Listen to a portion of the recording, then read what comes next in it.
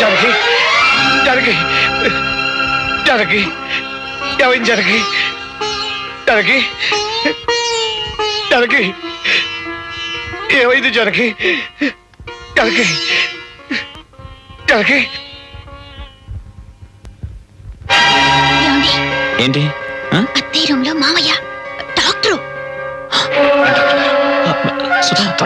Sudha doctor అమ్మకేం జరగలేదు, just కళ్ళు తిరిగి పడిపోయింది అంతే. మీరు మందులు రాసివ్వండి, నేను మేనేజ్ చేస్తాను. విక్షేపంలా డాక్టర్ గారు వస్తే మేనేజ్లు డామేజ్లు నువ్వు చేస్తావా? నువ్వు రోగివి కాదు, నీకు వైద్యం రాదు. నోర్మోసుకో. డాక్టర్ సుధా, తాతయ్య అమ్మ గదిలో నాన్న ఉన్నాడు. డాక్టర్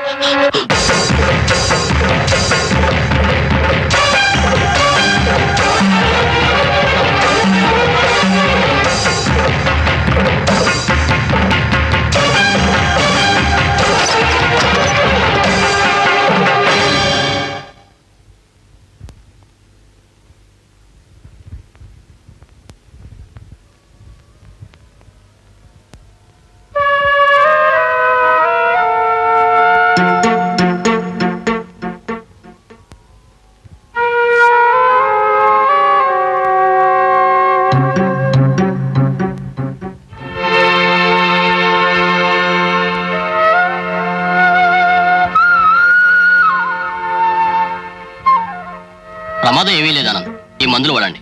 కానీ విశ్రాంతి చాలా అవసరం. Thank you doctor. It's all right.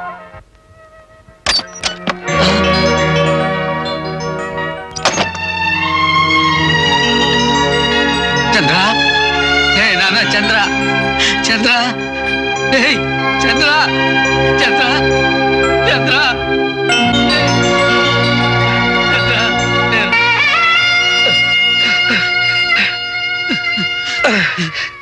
Chandram, Chandram, Chandram, Chandram, రే రే చంద్రం, రే నీ ఇంట్లోనే నీ బతుకు దొంగ బతుకు అయిపోయిందిరా నాన్న. ఏ జన్మలో ఏ దేవుణ్ణి రాళ్లతో పూజించావో ఎంత శిక్ష విధించాడు. శిక్ష విధించింది చచ్చి బతికిన ఆయనకు కాదు, చావకుండా బతుకున్న నీకు కాదు, మాకు.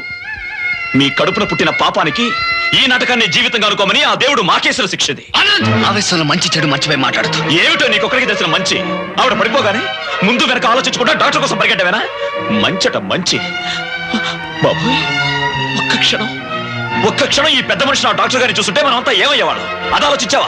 అత్తయ్య ఉన్న పరిస్థితిలో డాక్టర్ గురించి తప్ప మరొకటి ఆలోచించేవాడిని మనిషి అనరు. ఏంట్రా కూసా? నేను పశువురా. ఆనంద్, అమ్మ మంచం మీద పడుంటే ఏమిటో ఈ గొడవ? నీ దండం పెడతాను, ఇక్కడి నుంచి వెళ్ళిపోరా. వెళ్లాల్సింది నేను కాదు.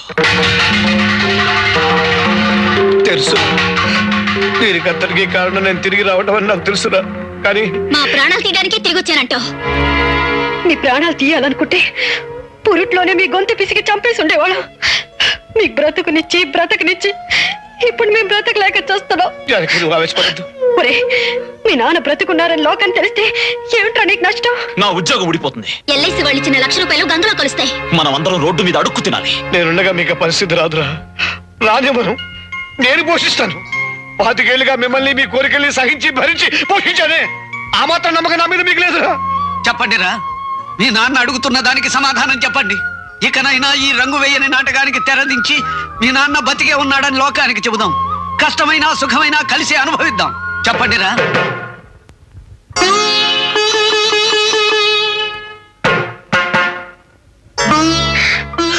మీరు బ్రతికుండడం ఎవరికి ఇష్టం లేదండి.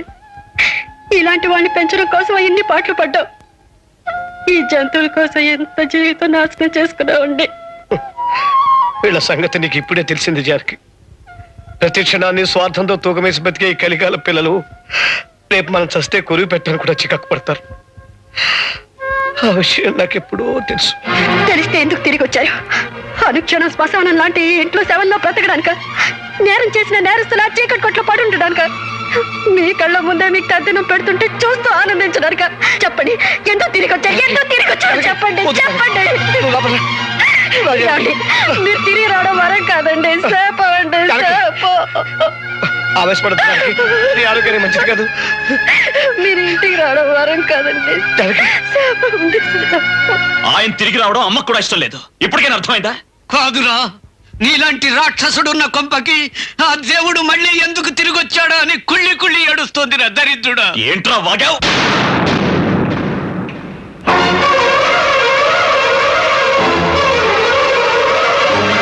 పైనున్న పున్నామనరకం దాడించు పుణ్యాల బలమని పుత్రుల్ని కన్నాక ఫలితమిది. ప్రాణాలు పోయేటి లోపుని వెంటాడి వేటాడి నిలుగునాళ్ళు పిలిచిపోతారు తలకొరివి.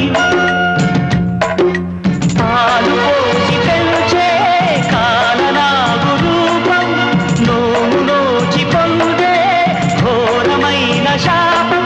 బ్రతుకే బరువై చితినే శరణు వేడే క్షణం. కోరలు చాచిన స్వార్థం పరమార్థం. తీరని కాంక్షల రాజ్యం ఈ సంఘం. నీతిని కాల్చి నిప్పుల ఘోరం నిలువున కూర్చే నిష్ఠుర జాలం. కలికాలం ఆ కలికాలం కలికాలం ఆఖరి కాలం.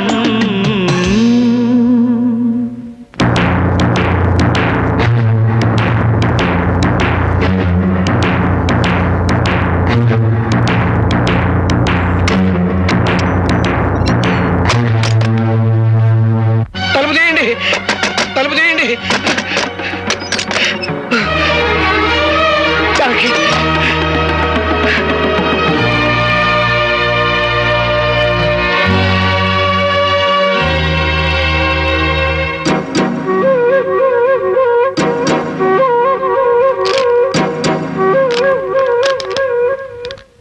ఏమండి, మీరు బ్రతికొచ్చినందుకు, నా కోసం తిరిగి వచ్చినందుకు నేను ఎంత ఆనందించాను.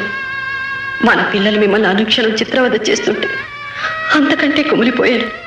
ఈ నరకం నుంచి మీరు బయటపడాలంటే ఒక్కటే మార్గం, నేను శాశ్వతంగా దూరం కావడం. అందుకే మీ విముక్తి కోసం నేను వెళ్ళిపోతున్నాను. జానకి!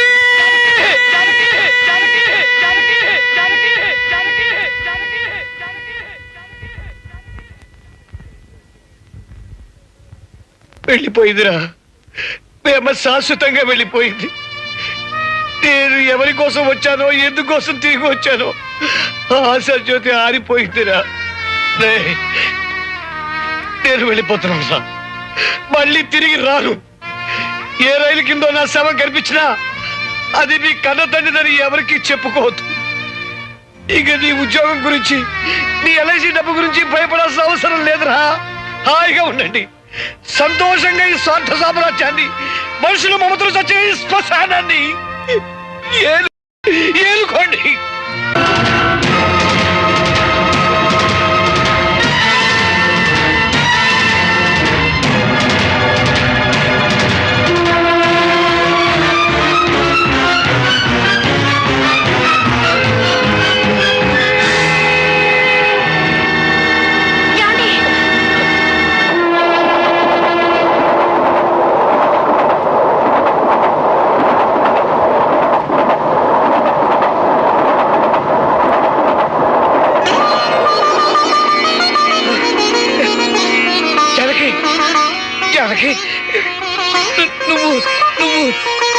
స్వార్థంతో మన బిడ్డలు మనల్ని వేరు చేసినా ఆ దేవుడు మనల్ని విడదీయలేదండి.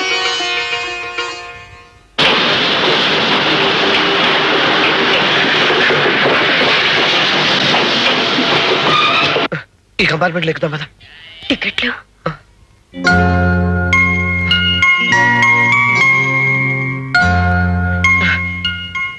మావయ్య, నా జీవితంలో మొట్టమొదటిసారి నీకోసం కష్టపడి సంపాదించి తీసుకొచ్చాను రా. తీసుకోరా. వెళ్ళండి. రండి, కూర్చోండి. ఇంట్లో మీ ఇద్దరికీ కాస్త చోటు సంపాదించలేకపోయాను గాని ఈ రైలు పెట్టెలో విశాలమైన చోటు సంపాదించగలిగాను. ఒరే చంద్రం, బంధాలకి బానిసత్వం చేయటం ఇప్పటికైనా మానుకోరా. అన్ని బంధాలు రైలు ప్రయాణికుల్లాగా గమ్యం చేరగానే దిగిపోయేవి. చివరి స్టేషన్ వరకు తోడుగా కలిసి వచ్చేది భార్యాభర్తల బంధం ఒక్కటే. ఇప్పటికైనా బ్రతుకు అర్థం తెలుసుకుని ఇద్దరు హాయిగా ఉండండి.